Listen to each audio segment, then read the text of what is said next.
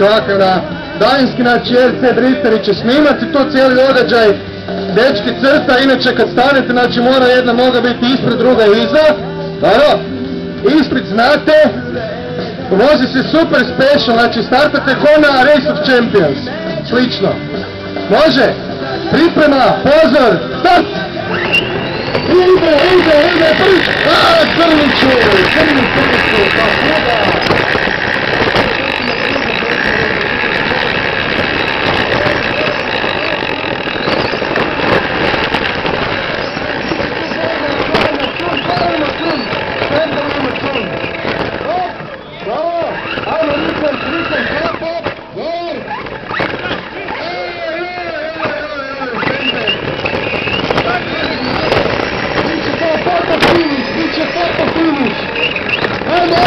Cilj!